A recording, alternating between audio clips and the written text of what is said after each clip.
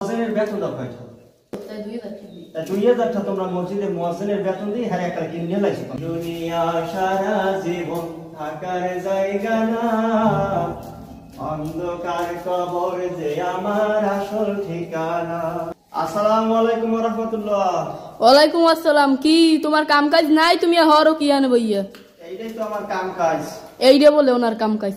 তুমি যে কাম হরো হেই বাদ দিয়ে তুমি এখানে মসজিদে ঝাড়ু দেওয়া শুরু করছো। তোমার মাইয়ে পোয়া নাই যে তুমি কাম কাজ হরবা না?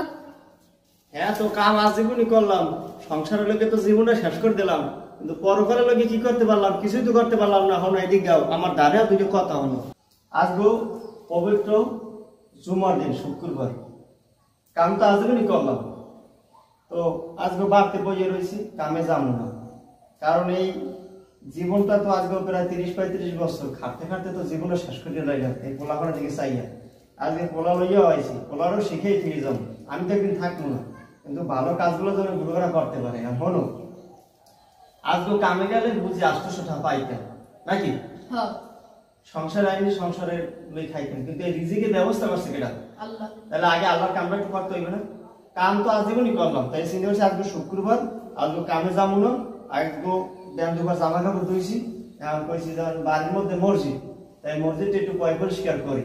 এই লোকে মসজিদে আইছি, তাই এখন কি অবস্থা তোমার কদি? আমার অবস্থা তো ভালোই।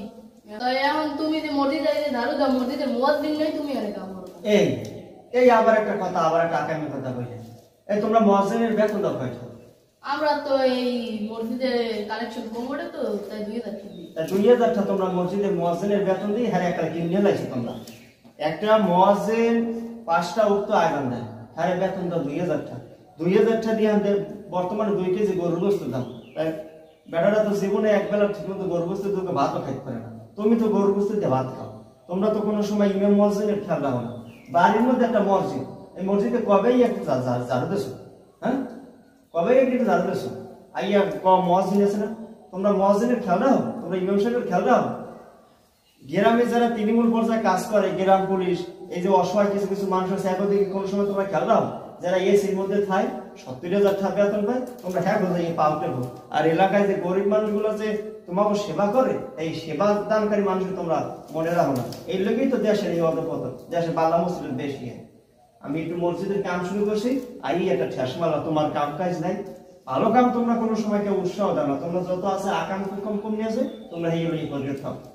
শোনো, আজ মনে কাল 2 দিন, এটা মাথায় রাখবা। এই পৃথিবীতে সারা জীবন থাকবা না, ভালো কাম করার চেষ্টা করো। মানুষ ভালো কাম করলে আর একটু উৎসাহ দাও।